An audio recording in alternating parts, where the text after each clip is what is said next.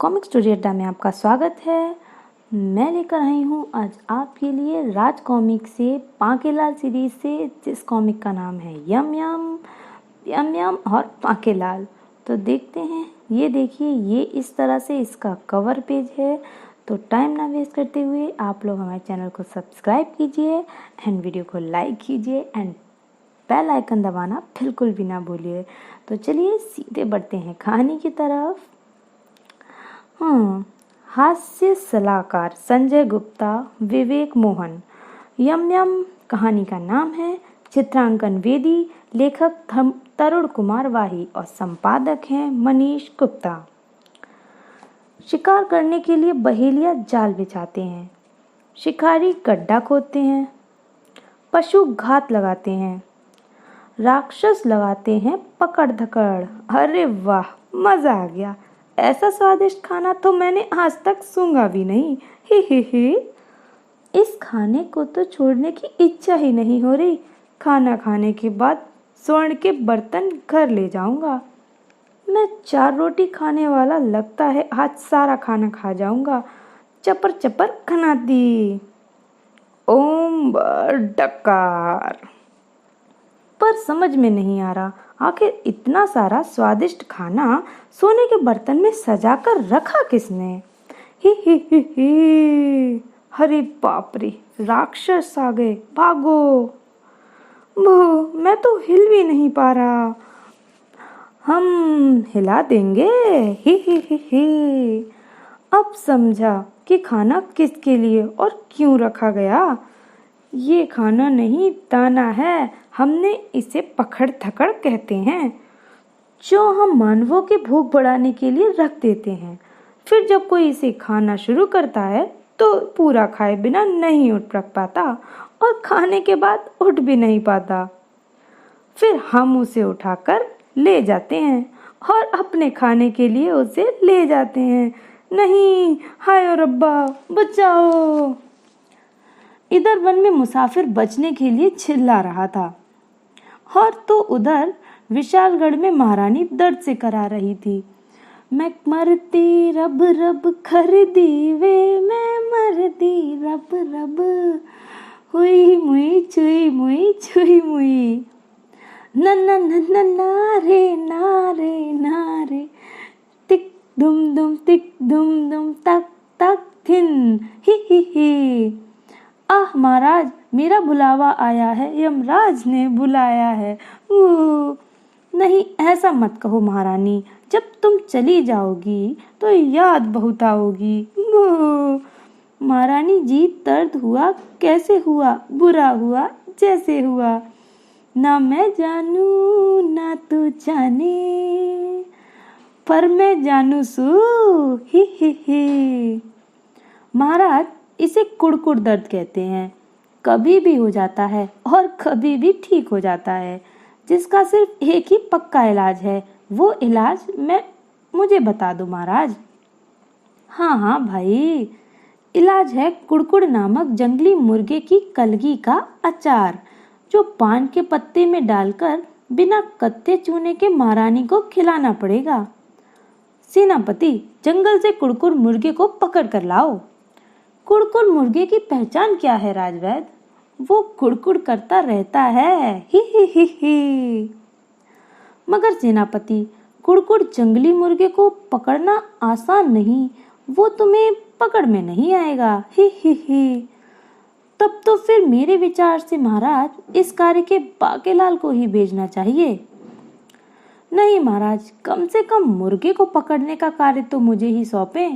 नहीं सेनापति, काम दिमाग वाला है, बाकेलाल को ही जाने दो। बाकेलाल, जाओ। ठीक है महाराज, मैं ही जाता हूँ। इतने में अचार का मसाला तैयार करवाता हूँ। ही।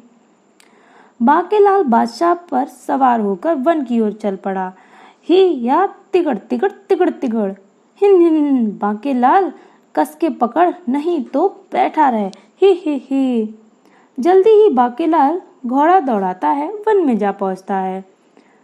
कुड़कुड़ मुर्गे को पकड़ने के लिए बहुत ही आसान है। मैं एक जगह पर बैठे बैठे ही मुर्गे को पकड़ लूंगा। ही। भला वो ये कैसे पकड़ेगा, मैं भी देखना चाहता हूँ। इसीलिए इस बार मैंने इसे गिराया भी नहीं, बाकीलाल अपने आप ही उतरा है। हिन।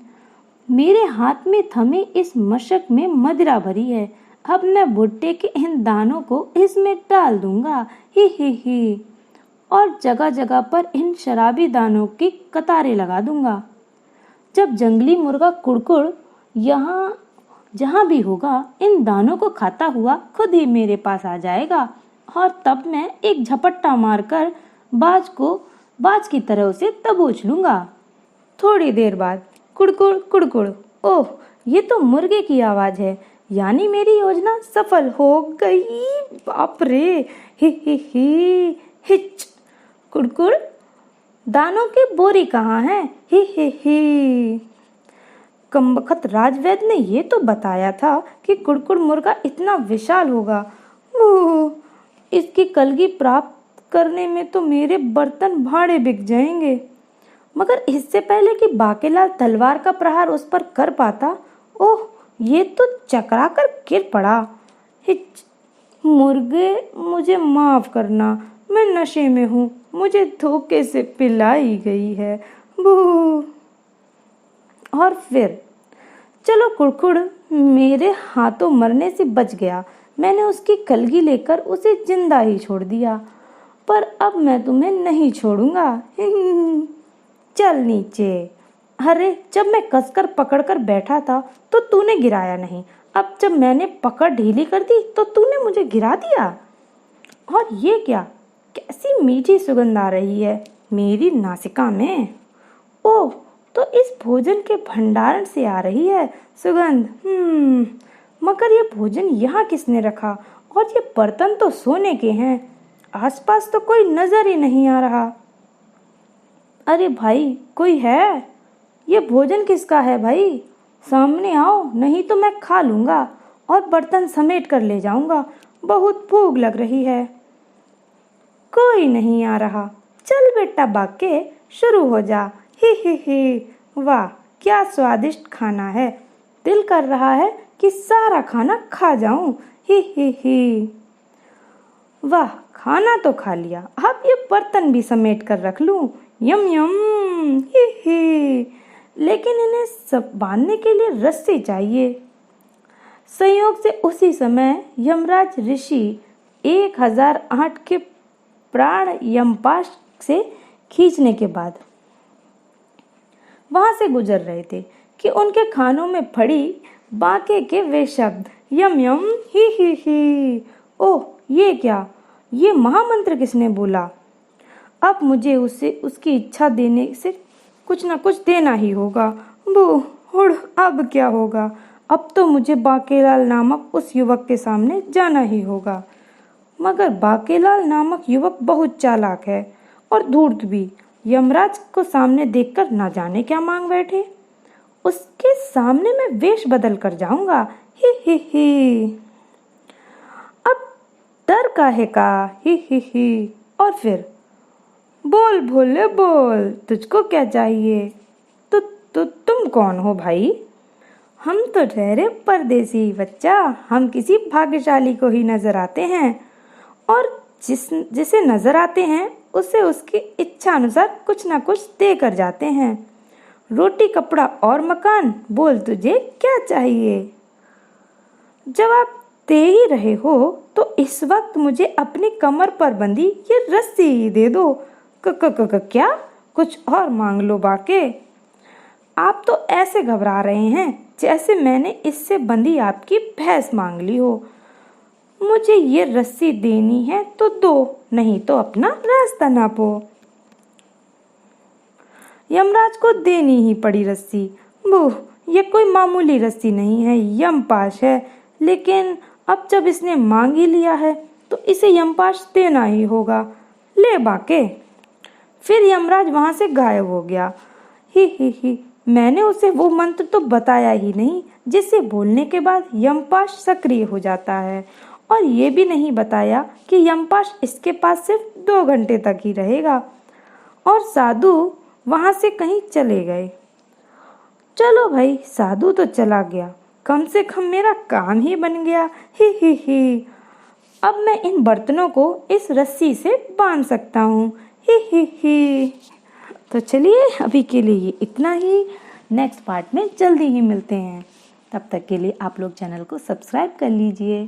Thank you.